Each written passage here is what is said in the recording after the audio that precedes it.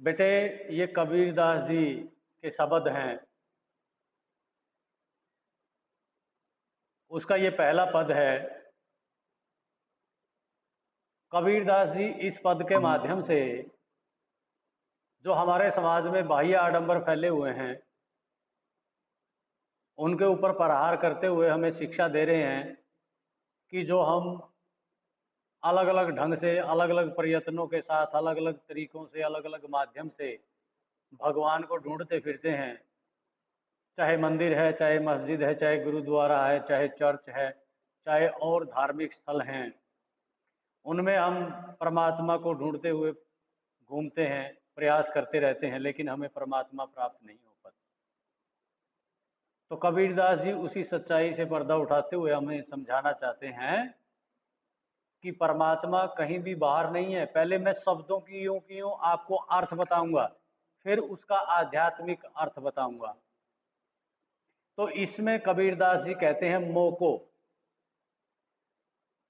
मोको यानी कि मुझको कहाँ कहाँ, ढूंढे, ढूंढना, बंदे, इंसान, मानव, मैं,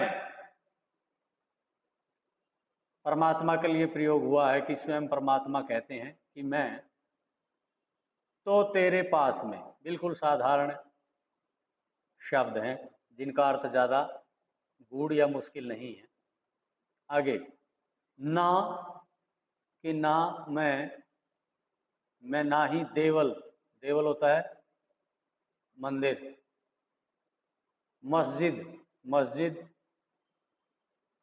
मुसलमानों का धार्मिक स्थल, मंदिर हिंदुओं का धार्मिक स्थल, काबे, काबा भी मुसलमानों का धार्मिक स्थल है, कैलाश हिंदुओं का धार्मिक स्थल, कैलाश पर्वत जहाँ माना जाता है कि भगवान शंकर का वास है। कोने, किसी, कोने मतलब किसी, क्रियाक्रम, जो हम क्रियाकलाप करते हैं, अलग अलग क्रियाएं करते हैं, कार्य करते हैं परमात्मा को प्राप्त करने के लिए।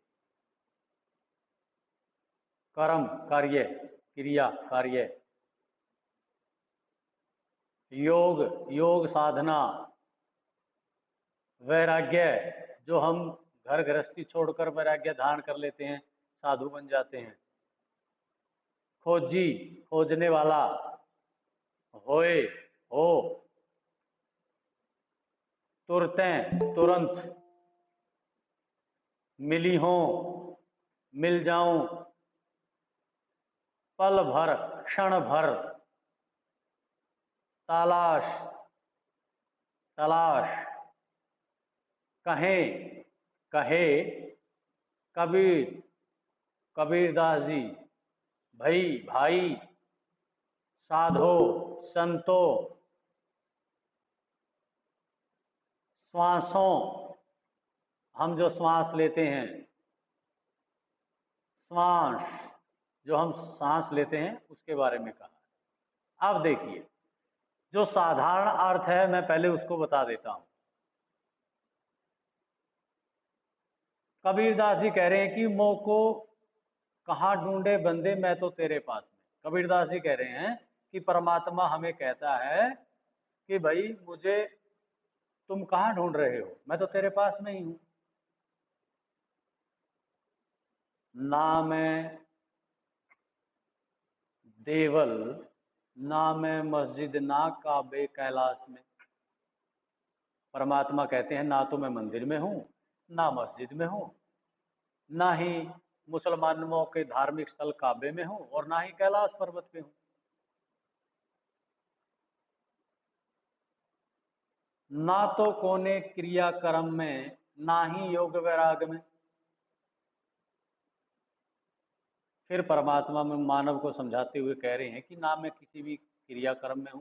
जो तुम मुझे प्राप्त करने के लिए जो अलग अलग क्रियाएं करते हो, अलग अलग काम करते हो, अलग अलग तरीके अपनाते हो, ऐसा करने से भी मैं तुम्हें प्राप्त नहीं होऊंगा। योग साधना करने से भी मैं तुम्हें प्राप्त नहीं होऊंगा। और घर बार छोड़कर वैराग्य धारण कर लेने से भी मैं तुम्हें प्राप्त नहीं हूँगा। खोजी होए तो तुरंत मिली हो पल भर की तलाश में। परमात्मा कहते हैं कि अगर तुम खोजने वाले हो तो मैं तुरंत ही मिल जाऊंगा, बिल्कुल पल भर में ही मैं तुम्हें मिल जाऊंगा। अगर तुम सच्चे मन से सच्चे हृदय से मुझे पल भर में के लिए भी तलाश करोगे तो मैं तुम्हें मिल जाऊंगा। कहे कबीर सुनो भाई साधो सब श्वासों की श्वास में। कबीर दास जी कह रहे हैं कि परमात्मा कहते हैं कि वो तो हर श्वास में है, हर श्वास में उनका वास है। चाहे वो कोई जीव जंतु है, चाहे कोई कीड़ी मकोड़ा है, चाहे कोई अन्य जानवर है, चाहे कोई मनुष्य है, वो तो सब में वास करते हैं, वो हर श्वास में वास करते हैं। तो मुझे कहीं भी बाहर ढूंढने की आवश्यकता नहीं है। किसी भी मंदिर में, मस्जिद में, धार्मिक स्थल में मैं कहीं भी तुम्हें प्राप्त नहीं होऊंगा, ये कह रहे हैं। ये थी इसकी साधारण, इन शब्दों का साधारण अर्थ। अब मैं इसकी आध्यात्मिक व्याख्या तुम्हें बताता हूँ। कबीरदास जी हमें समझाते हुए कहते हैं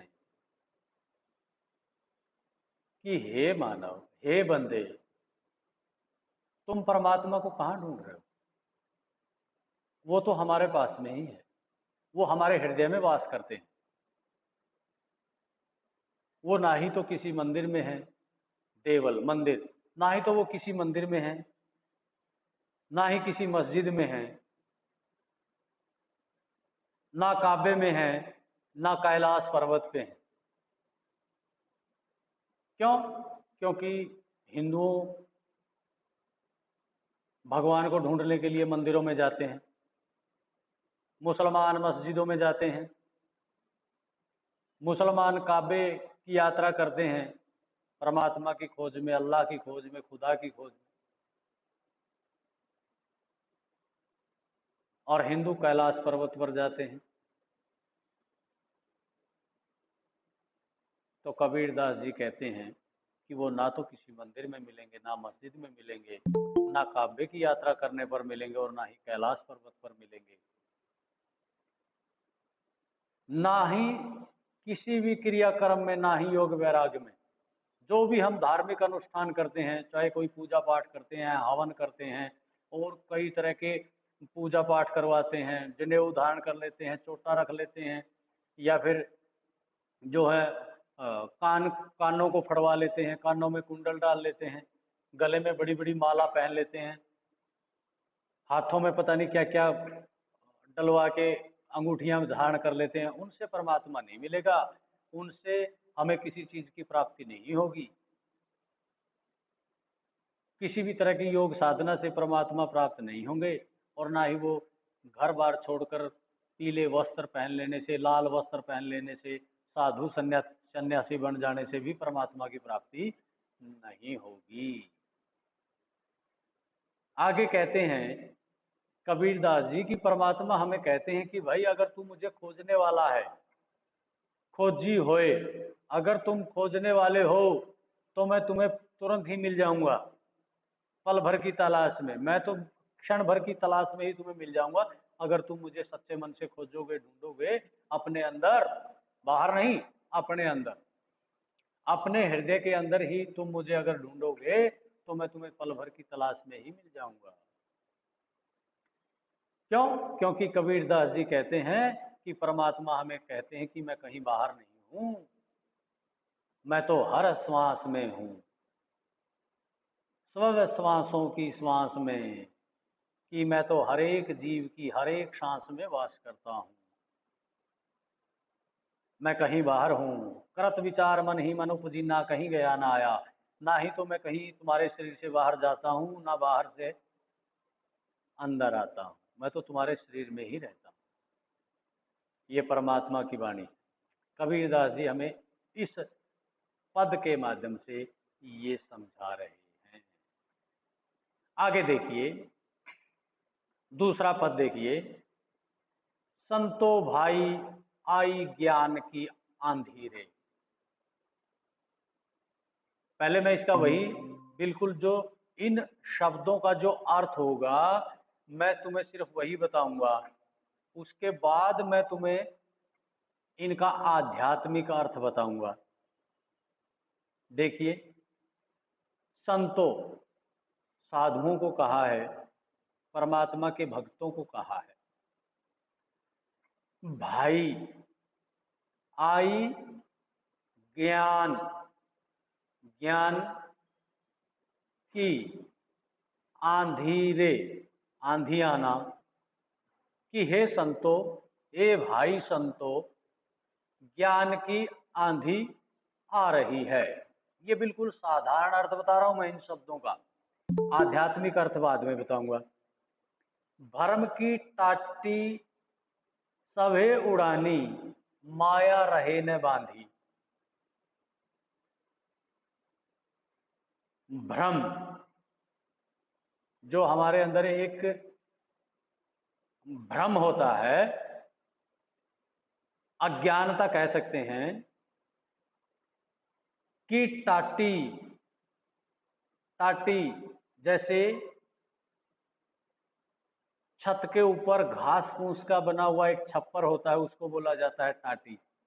सबे उड़ानी, सबे सारी, उड़ानी मतलब उड़ गई, क्योंकि जब आंधी आएगी तो ज्यादातर आपने देखा होगा झोंपड़ी होते हैं या कच्चे मकान होते हैं, उनकी छतें उड़ जाती हैं, पेड़ गिर जाते हैं, उस अवस्था की बात की गई है। माया रहे न बांधी, जब ज्ञान की आंधी आएगी तो जो माया से हम बंधे हुए हैं उसमें हम बंधे नहीं रहेंगे, वो सब बंधन तोड़ देगी ज्ञान की आंधी। हिति चित्ते की दबे थूनी गिरानी, जैसे किसी भी कोई भी छप्पर होता है या झोंपड़ी होती है, उसकी एक बीच में होता है मोटा लक्कड़, एक थूनी होती है जिसके सहारे उस ऊपर वाले लक्कड़ को अटकाया जाता है, बांधा जाता है। सहारे के रूप में एक थूनी होती है, खड़ा हुआ लक्कड़ होता है। एक तो जो खड़ा हुआ लक्कड़ होता है झोंपड़ी के अगले हिस्से में आपने देखा होगा, वो थूनी है। और एक बीच में होता है बलिंडा, बीच का लक्कड़ होता है एक, जिसके सहारे उस थूनी को भी अटकाया जाता है। मतलब दोनों एक दूसरे का सहारा होते हैं वो।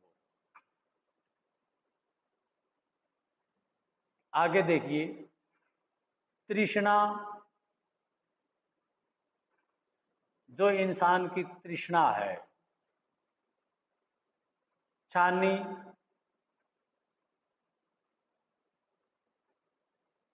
छान होती है ऊपर की छान,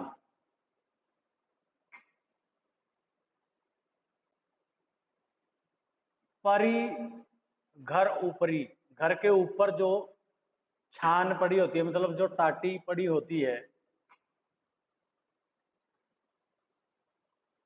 कुबुद्धि का भांडा फूटा, कुबुद्धि बुरी बुद्धि, अज्ञानता का भांडा फूटा, भेद टूटना, फूटना एक ही बात है। भांडा यहाँ बर्तन भी है और भेद भी होता है। जोग जुति जुगुति करी संतो बांधी, फिर दोबारा जब देखते हैं ना हम, कभी जैसे कई बार तूफान आता है वो सब कुछ उड़ा लेता है, लेकिन जब दोबारा तूफान शांत होता है तो उसका जो मालिक होता है उस झोंपड़ी का, वो उसको दोबारा बांधता है, और ये सोचकर बांधता है कि अब की बार मैं ऐसी बांधूं कि अगर कोई आंधी तूफान आए तो ये टूटे भी ना, और इसमें से अगर बारिश हो तो पानी भी अंदर ना जाए। तो वही कहा है कि जोग जुगती करी संतो बांधी, फिर जब दोबारा उसको बांधा तो संतों ने कैसे, बड़े ही योग साधना के साथ, युक्ति के साथ, युक्ति के साथ, बड़ी ही ज्ञान और बुद्धि के साथ उसको दोबारा बांधा, उस टाटी को, उस छान को, उस झोंपड़ी को। निर्चू बिल्कुल भी चूहे न पानी, तनिक भी पानी उसमें से फिर नहीं निकलता। चूहे, टपकना, चोना, पानी, पानी। क्योंकि अगर हम अच्छी तरह से किसी झोंपड़ी की छत को बांधेंगे, उसको तैयार करेंगे, तो फिर उसमें से नीचे पानी, बारिश के दिनों में पानी उसके अंदर नहीं टपकता। कूड़ कपाट काया का निक्षा, इसका मतलब क्या है? जब मान लो आंधी आई, तूफान आया, सब कुछ उड़ा दिया, बर्तन भांडे सब फूट गए, उसके ऊपर सब कुछ गिर गया, छत गिर गई, टाटी टूट गई, बलिंडा टूट गया, थूनी गिर गई, उसके अंदर जो भांडे थे वो भी टूट गए। दोबारा जब उस झोंपड़ी को तैयार किया जाता है तो हर चीज की साफ सफाई की जाती है। जितना भी घर का कचरा होता है, कूड़ा होता है, उसको बाहर निकाल दिया जाता है। वही कूड़ कपाट काया का निक्षा, निक्षा मतलब निकल गया।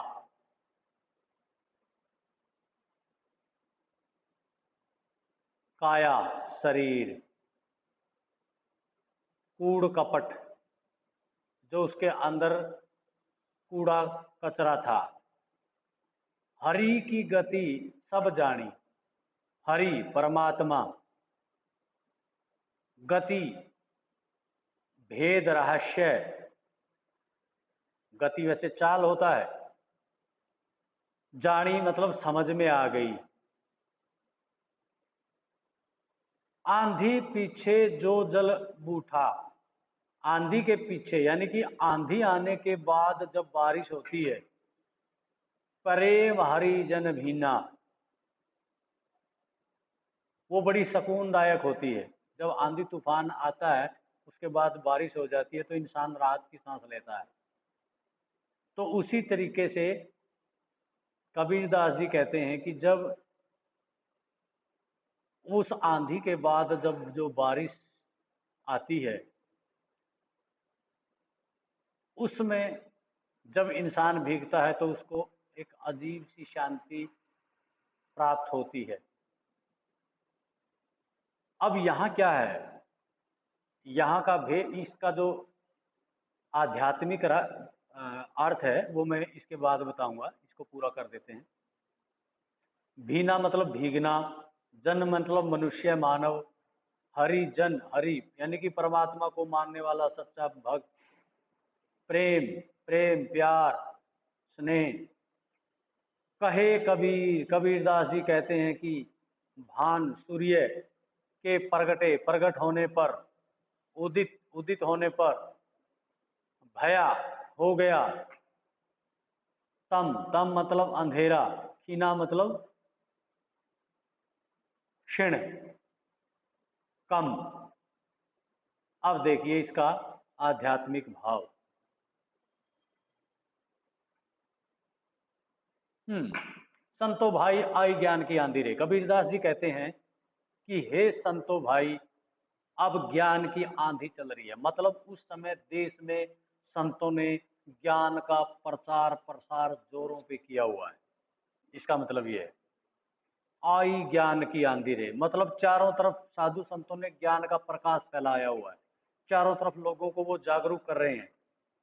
अंध अंधविश्वास जो है, अहंकार जो है, या फिर जो वो लोग अज्ञानता के मार्ग पर चलते आ रहे थे, उससे उन्होंने निकालने की कोशिश की है। चारों तरफ साधु संतों ने अपने ज्ञान का प्रभाव फैला दिया है, और उससे क्या हुआ है, भ्रम की टाटी सबे उड़ानी, माया रही न बांधी।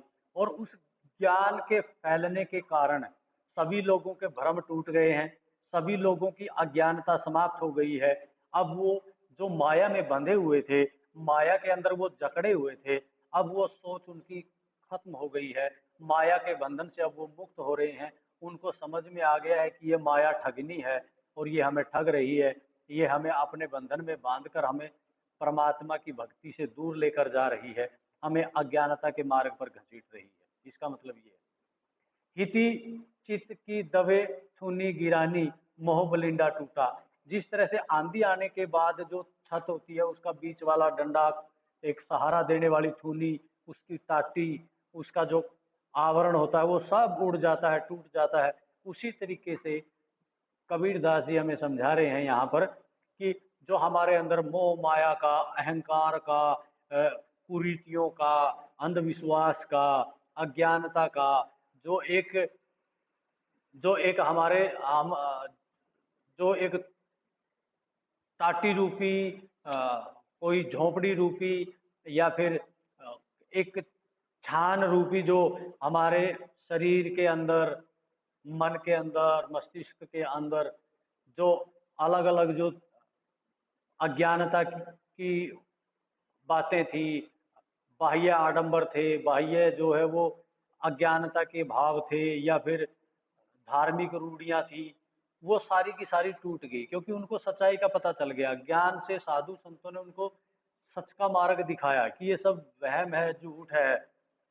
जो भी हम टोने टटाने कर रहे हैं, जो भी हम, चाहे वो मंदिर, मस्जिद, गुरुद्वारे या किसी तरह की चीजों में, अंधविश्वास में पढ़कर हम परमात्मा की सच्चाई को जो भूल रहे हैं, वो सब व्यर्थ है। और ऐसा करने से, साधु संतों के ऐसा करने से, कहता है कि लोगों में चेतना आई है, ज्ञान आया है, वो माया के बंधन से मुक्त हो रहे हैं। उससे क्या हुआ? जो उनकी मनुष्य की तृष्णा थी, जो उनकी एक तड़फ थी, वो अब समाप्त हो गई है, वो उससे ऊपर उठ गए हैं। और जो अज्ञानता रूपी भांडे थे उनके, वो सब टूट गए हैं। अज्ञानता रूपी भांडे मतलब उनकी जो सोच थी, अंधविश्वास में जी रहे थे, अज्ञानता में जी रहे थे, उनको पता ही नहीं था कि परमात्मा क्या है, कैसे उसको हासिल किया जा सकता है, कैसे परमात्मा को प्राप्त किया जा सकता है, कहाँ हम उनको ढूंढ सकते हैं। ये सब जो उनके जो कुबुद्धि के, मंद बुद्धि के जो भांडे थे, वो सब टूट गए हैं। यानी कि अर्थात उनकी सारी की सारी जो एक अज्ञानता होती है, वो समाप्त हो गई। जोग जुगति करी संतो बांधी, निर्चु चुए न पानी। और अब क्या हुआ? अब साधु संतों ने मनुष्य को, मानव को एक नव जीवन दिया है, एक नया जीवन दिया है। जैसे पुरानी जो टाटी है या छान है, जो झोंपड़ी है, उसको टूटने के बाद दोबारा से उसको बड़े अच्छे तरीके से बांधा जाता है, सारी चीजों को ध्यान में रखते हुए कि पानी भी ना गिरे और ये आंधी तूफान आ जाए तो टूटे भी ना। तो अब साधु संतों ने अपने ज्ञान से, अपनी बुद्धि से उनको इतना समझदार, इतना परिपक्व और इतना अपने रास्ते पर चलने के लिए अडिग बना दिया है कि अब वो विचलित नहीं होंगे। मतलब वो अपने मार्ग से अब विचलित नहीं होंगे। दोबारा वो किसी तरह के अंधविश्वास में, आडंबर में वो अब नहीं फंसेंगे। अब वो अपने परमात्मा के मार्ग पर चलने से विचलित नहीं होंगे।